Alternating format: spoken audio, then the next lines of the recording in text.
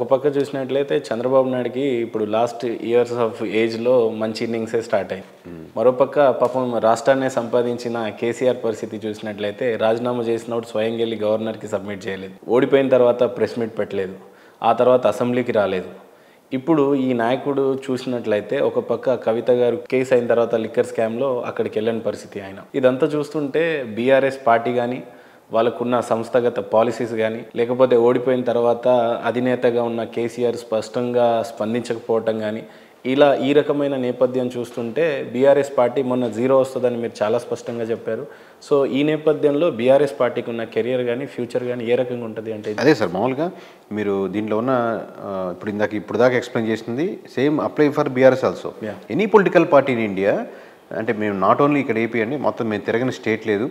So but most of the ప్రజలు village లెవెల్లో ఉన్నటువంటి చేంజెస్ ఎక్స్పెక్ట్ చేస్తున్నారు. ఇవి మీరు బీఆర్ఎస్ చూడండి, టీఆర్ఎస్ అనుకుందాం, లెట్స్ అండర్స్టాండ్. ఇప్పుడు బీఆర్ఎస్ వచ్చిన కాన్సెప్ట్ టీఆర్ఎస్ కాబట్టి టీఆర్ఎస్ ఎందుకు వచ్చింది? ప్రధానంగా తెలంగాణ ఆస్పిరేషన్స్ని మేము ఫుల్ఫిల్ చేస్తామని వచ్చారు. అప్పుడు ప్రధానంగా దాన్ని అపోజ్ చేసింది ఆంధ్ర ప్రజలు. ఆంధ్రాలో ఉన్న ప్రతి ఒక్కరూ టీఆర్ఎస్ భూస్థాపితం అవ్వాలి, టీఆర్ఎస్ రాకూడదని కోరుకున్నారు. కట్ చేస్తే ఏదైతే టీఆర్ఎస్ నుంచి ఏదో కోరుకొని వాళ్ళు ముందుకు వెళ్తాం అనుకున్నారో తెలంగాణ ప్రజలు వ్యతిరేకించారు. ఎక్కడైతే ఆంధ్ర సెటిలర్స్ ఉన్నారో వాళ్ళు మటుకు అక్కడ టీఆర్ఎస్కి బీఆర్ఎస్కి ఓటేశారు. అక్కడ మాత్రమే ఆ సీట్లు వచ్చింది. మీకు ఓన్లీ ఎక్కడైతే ఆంధ్ర ప్రజలు ఎక్కువ ఉన్నారో అక్కడ మటుకు బీఆర్ఎస్ వచ్చింది. అసలు ఏదైతే దేనికోసం వచ్చిందో టీఆర్ఎస్ వచ్చిన ఇంటెన్షన్ ఏదో ఉందో ఆ ఇంటెన్షన్ సాటిస్ఫై రాష్ట్రాన్ని తీసుకొచ్చిన అంత పెద్ద నాయకుడు అంత ఎమోషన్ ని ఎందుకు పక్కన పెట్టారు జనం అంటే ఏం చెప్తారు? రాష్ట్రమే కదా సార్, దేశ ప్రధానమంత్రి అయినా సరే ఎవరైనా సరే ఇప్పుడు ప్రజలు ఆబ్వియస్గా ప్రతి 5 yearsకి 10 yearsకి ప్యాటర్న్ ఎలా చేంజ్ అవుతుందో ఓకే మీరు ఇస్తున్నారు కాబట్టి తీసుకుంటున్నాను. విలేజ్ లెవెల్లో సెంట్రిక్ చేయండి. మీరు వన్ మ్యాన్ షో అనేది లాంగ్ టర్మ్గా వర్కౌట్ అవ్వట్లేదు. ఇప్పుడు ఇది కర్వ్లో ఉన్నాం సార్, మనం ఓవరాల్గా కంట్రీ ఒక కర్వ్లో ఉంది.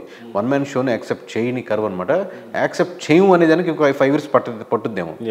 బట్ స్ట్రక్చరల్గా ఇప్పుడు బీజేపీ గవర్నమెంట్లో ఇంతమంది మినిస్టర్లు ఉన్నా కానీ మీకు ఎక్స్టర్నల్ అఫైర్స్ మినిస్టర్ ఎందుకు కనపడుతున్నారు? బాగా మాట్లాడుతున్నారు, ఆయన ఇండివిజువల్ ఉన్నారు. పొలిటికల్ ఫ్యామిలీ పరంగా వెళ్ళే వాళ్ళని చాలా డిగ్రేడింగ్గా అయిపోతుంది అనమాట మీ అలా కాకుండా స్ట్రక్చర్ పరంగా విలేజ్ లెవెల్లో ఎవరికెవరు ఆర్గనైజ్డ్గా చేసి ముందుకు తీసుకెళ్లే పార్టీలే ముందుకు వెళ్తున్నాయి. బీఆర్ఎస్ వద్దన్నారు కాబట్టి బీజేపీకి పడుతుంది. అంత సమర్థవంతంగా కేటీఆర్ గారు నిలబెట్టుకుంటారంటారా? బీఆర్ఎస్ ఎలాంటి సలహాలు ఇస్తారు? సేమ్ ఇప్పుడు అదే ప్యాటర్న్లో వెళ్తాను అంటే బీఆర్ఎస్ ప్యాటర్న్లో వెళ్తానంటే కష్టం సార్ ఆబ్వియస్గా. So these are the things we identified, these are the things people are expecting. ఈ ఎక్స్పెక్టెడ్ థింగ్స్లో వెళ్తాము అని కరెక్ట్గా యాక్చువల్ ఎందుకు ఆయనకు మంచి నాలెడ్జబుల్ పర్సన్, మంచి వక్త, దాన్ని ప్రజెంటేషన్ అద్భుతంగా చేయలేరు కాబట్టి తీసేసుకోండి. ఇంకా ఆబ్వియస్గా మీ హౌ టు లీడ్ కదా, దాంట్లో డొంక తిరుగు లేదు కదా.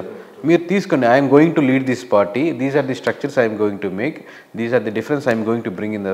ఇదేదో బీఆర్ఎస్ కోసం కాదు, ప్రజల్లో ఈ మార్పులు ఈ విధంగా స్ట్రక్చరల్ చేంజెస్ నేను చేయబోతున్నాను అని చెప్పి లీడ్ తీసుకోండి. మళ్ళీ రేపొద్దున మీరు ఆయన వెళ్ళి మీరు వచ్చే వరకు వెయిట్ చేయొద్దు, ఆయన ఉన్నప్పుడే లీడ్ తీసుకోండి అని చెప్తాను నేనైతే.